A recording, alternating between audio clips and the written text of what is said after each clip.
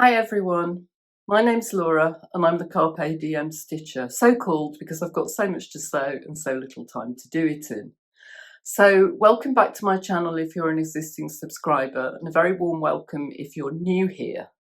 So today I wanted to do what's likely to be a fairly quick Friday sews. I have been sewing even though I've not posted a video for 2 or 3 weeks. So I thought I'd show you what I've made, and also a few recent purchases and also an ongoing make. So without further ado, let's get started with what I'm wearing. So a couple of weeks ago, I went to stay with my mum, and I took this dress ready cut out to sew because I knew that I could sew it all on my overlocker, so I didn't need to take my sewing machine with me as well. So this is another of this pattern, the Nina Lee Southbank sweater, and I've made it in the dress version. And I've been hanging on, actually. It's one of the reasons that I haven't filmed this earlier.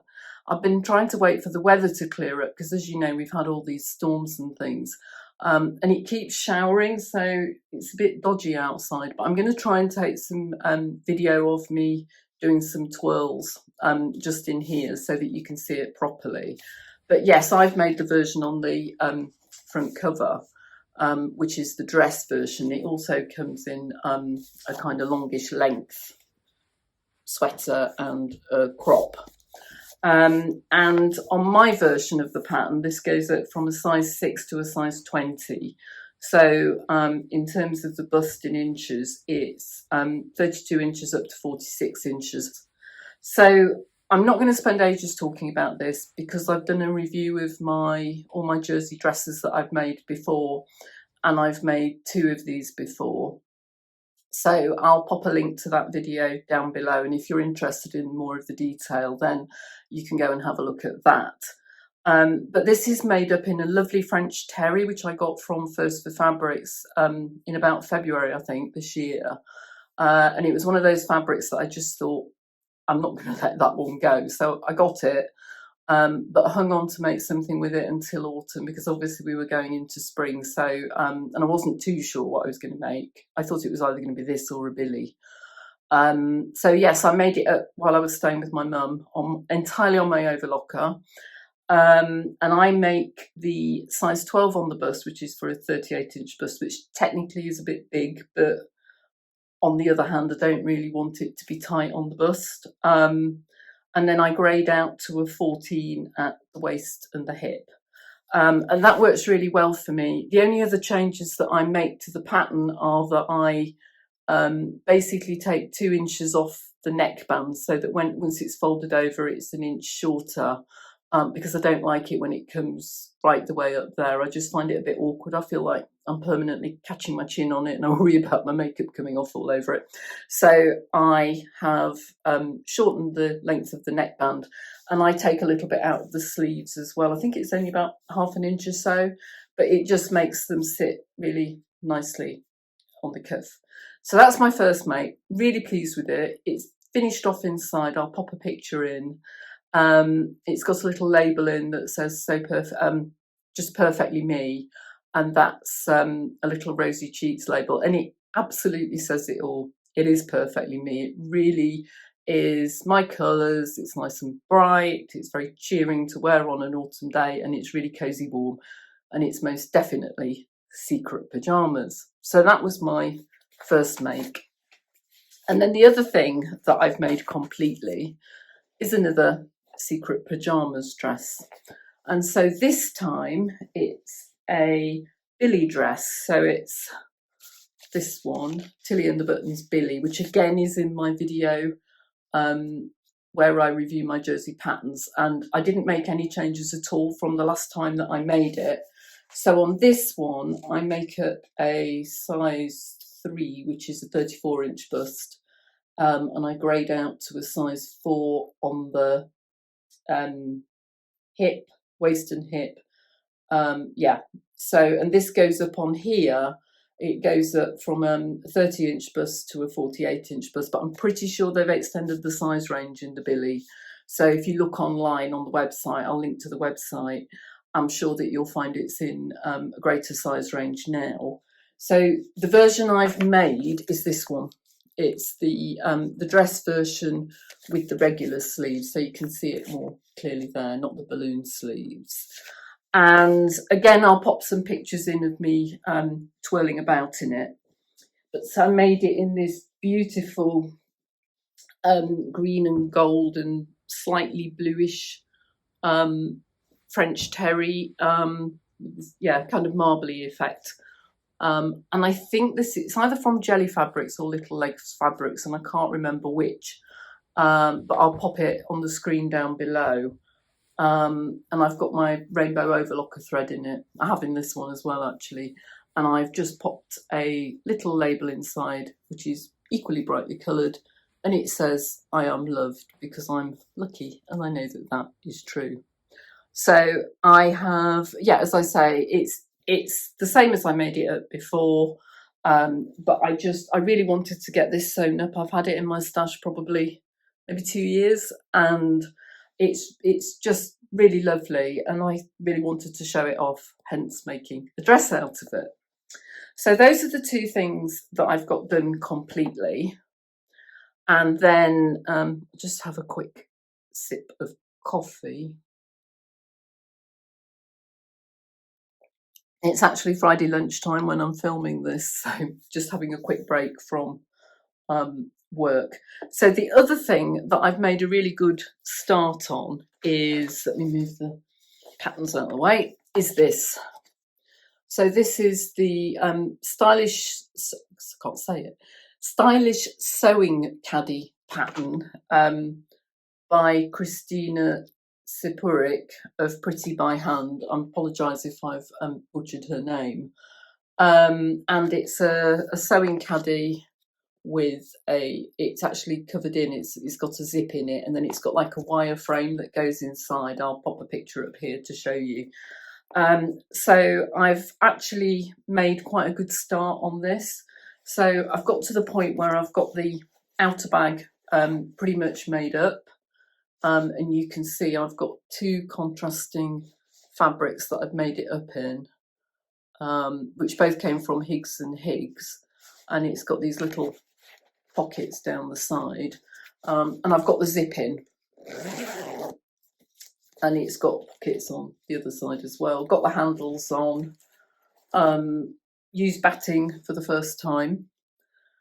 So as you can see, though, the lining isn't in yet. So my lining is cut out and partly sewn. Let me just show you.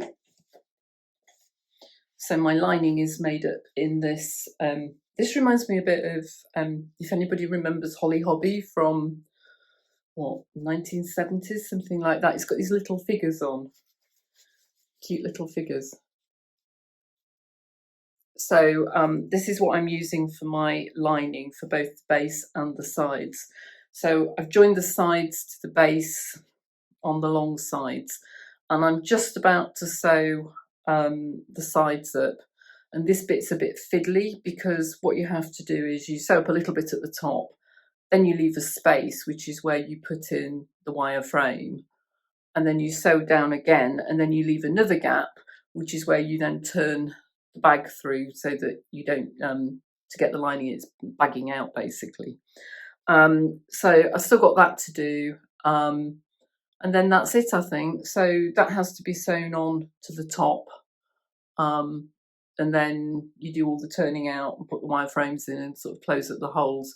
So hopefully there's not too much left to do in terms of time on that. So when I've done that, I'll bring you a separate video of a pattern review, because I've got a few thoughts about it. So I'll do a separate video on that. But I thought you might like to see the progress that I've made so far. So that's everything I've made. And then I bought a couple of books. So neither of these are really new. I'll start with the one you're less likely to have seen, maybe. So I was watching Thoughtful Creativity, and I will link her channel down below.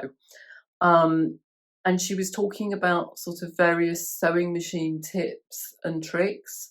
And so, for example, one of them was around when you're sewing darts on thin fabric, that you can actually thread your sewing machine needle from your bobbin, so you can then just sew it all in one go, and you don't have the problem of having ends that you need to tie off at the sharp end of the dart. And she said that and another one of the tips she'd spoken about, I'll put the video down below, came out of this book, which is a Singer book. I don't think it's still being printed, but it's called 101 Sewing Secrets, and it's part of their Sewing Reference Library series. I've already got the Overlocker book, which is really good. And so I thought, well, you know, I found it on Amazon secondhand, and it's in really good condition.